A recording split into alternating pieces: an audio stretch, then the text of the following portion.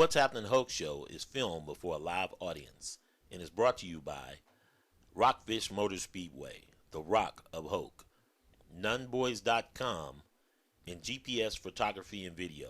GPS Photo. What's Happening Hoke, and welcome to the What's Happening Hoke show. The What's Happening Hoke show is brought to you by Rockfish Motor Speedway, Rockfish Motorsports, and I'm alongside Earl Richardson, track official. And I know you're going to tell us a lot of stuff that went on at the Rock last week. You always put that bullseye on me when I'm on. Well, you are a track official. Everybody doesn't need to know that. But it's important to note that you're the only one that comes on the show. Bill Dobler said, yeah, Glenn, I'm going to come. All the rest of the guys said, well, I got to work or I got to do that. So, I mean, hey, man, kudos to you. Okay, I can't argue with so you can answer the heated questions. Next time, just call me executive babysitter or something. There you go. Also brought to you by nunboys.com, GPS Photography and Video, GPS Photo and Video.com. Looking at weather, it's a balmy 91 degrees outside, and looks like for JV kickoff time, 84. Slight chance of rain. Tomorrow, and then of course for tomorrow night, Friday against 71st at Raz Archery, 86 degrees. So still gonna be hot, 91 degrees. By the time we get to kickoff, 86, slight chance of rain. Nothing to worry about there, as well as the whole weekend over Labor Day weekend as well. Looks good in the 90s. 93 Friday, 86 Saturday, 82 Sunday, and then 86 on Monday. Lows in the 60s all 3 of those days, so that's pretty nice. Yeah, perfect weather for racing, but no race. No race going on, wouldn't you have it? But here's the thing, gas is at $2.15, $2.15, and that's at the Hess station on Yadkin Road.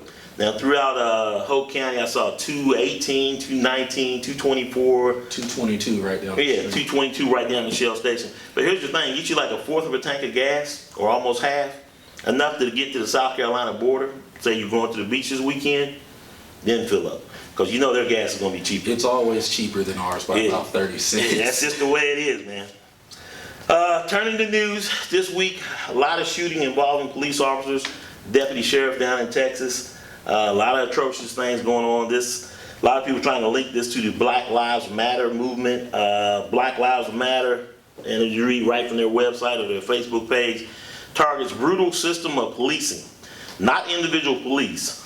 The Black Lives Matter network seeks to end the system of policing that allows for unchecked violence against black people. Launched in 2013, that was after the events in Ferguson. True statement, I'm with them on that. When you look at the Charlotte police officer this one, they ended in a hung jury. The 6 police officers that are on trial in Baltimore. Yeah, there are some bad cops out there doing some bad things, but here's the disconnect. When you turn on the TV and you look all across the social media and you see the marches and you hear pigs in a blanket, burn the pigs, and you trying to allocate violence towards police officers, then that's the disconnect. And so many people kind of miss the point a little bit. I mean, if you weren't breaking the law in the first place, why were the cops there? Exactly. People overlook that part. And the wrong police officers, you can see they're being punished and they're starting to police themselves. Message received. LA County, Los Angeles, they're now wearing the body cams. Another kudos to Hoke County Sheriff Peterkin. We had that over a year ago. Good job, Sheriff. The body cams both indict the police officer and exonerate the police officer. And they also indict you and exonerate you if you're wrong. Bottom line, you cannot link that to where if you try to open season on police officer, that's the wrong way to go with it. Second disconnect. I don't know if you saw the Bernie Sanders event. They interrupted his speech, Black Lives Matter. And then the one girl laid down the United States flag, stood on top of it, turned around and put her fist in the air. Now in the background, I don't know if you noticed, there were a lot of active duty soldiers who was, I guess, pulling security at the event, who turned their back as well. How hard was it for them not to jump over that little petition and do something that, you know, break the rules of engagement, shall we say? I mean, you can't in one breath say, take the Confederate flag down, which I'm with you on. We may differ on that, but yeah. And then at the same time, turn around and stand on top of the United States flag. You can't have it both ways. It doesn't. What message? So that's the disconnect.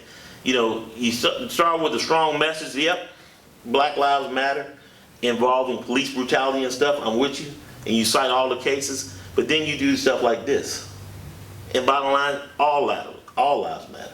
That's it. But I mean, that's the disconnect with the group that I see.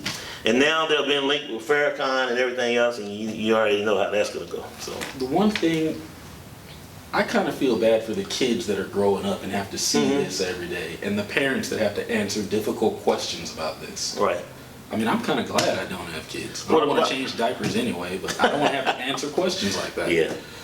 Oh, have we taught our youth how to fight racism in the 21st century? This is not it. I'm telling you, it's not it. We're taking a step backwards in the wrong direction. You know, and you're going to get the attention that you don't want. And that results in, because anybody that would say you go after any law enforcement, and it goes back to the same thing we talked about earlier. No respect for authority, whether it's teachers in the classroom, on the street, their own parents, and it goes all the way back, you can say, to kids having kids. You know, that's just the way it is. So, yeah, that's one of the news stories we want to talk about there. Next, Sex-ting. I mean, Jack Britt quarterback was suspended for sexting. Received, and I was going to received pics from his girlfriend. At the time, both were 16, both up on charges. He came from Douglasburg, then went to Jack Britt. He played in the first game of the year. He did not play against Hoke County last week. Not that it would have mattered, I don't think, but he did not play last week. But here's the thing, NC law, North Carolina law, teens who take nude selfies are adult sex criminals. You know, you got to be careful, and it goes back to teaching youth. Yeah, they were boyfriend and girlfriend. Yeah, they were under the age of 18. Not trying to rationalize it. Yeah, they were wrong. But then how did, you know, no one knows how the police got there. The pictures got out. Did he share them? Did they have a search warrant? None of that came up. And now both kids are on trial. And this kid probably could have been a prospect.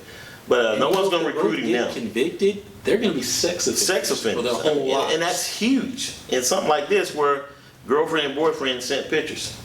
You know, I mean, you look back and you talk about Anthony Weiner. You know, same type of thing. You just can't do it. And when you talk about social media, the thing goes back to do not hit send.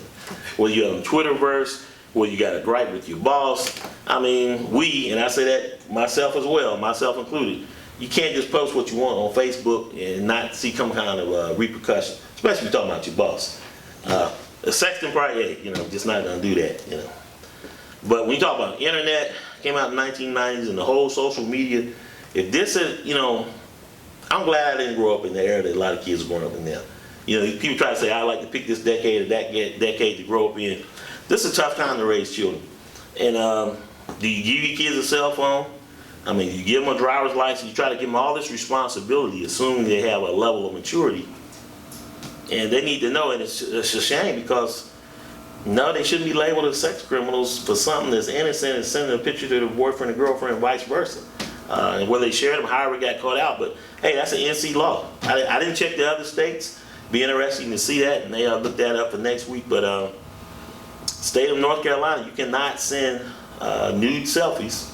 It's a crime. I mean, if you caught. And so then another point that came out about it, came out from the Federal Observer, and people commented, well, what you gonna do, go arrest the whole high school? I mean, these were just the ones who just got caught. Exactly. Now, in the other story, the kid down in Prime Forest for trafficking porn, exchanging pictures and filming. I mean, yeah, he's done. He's on $1.3 million bond. Same thing. Confused children, thought they could get away with something. I don't know. I don't know. Misguided, but we got to watch our kids. We got to police ourselves. And you know, hey, man, maybe to the point of where you can't keep them from the world, but this is another argument for homeschooling. I'm just saying. Or private school. Or private school. But he could have done it anyway. This may have happened outside the classroom. But in any event, social media, do not hit send is the best advice I can give anyone, including myself. You got to think before you hit that, send that heated text or that heated, or that picture or that post or whatever you want to do out there in the Twitterverse. And prime example, and these kids, you know, great kid, great grades, great athlete, and it's a shame. And it's all going now. Yeah, it is. So I'll tell you what, let's take a break. When we come back, we're going to talk a little bit more news and delve into the sports, the Rock of Hoke, and some Hoke County football. So we'll be right back after.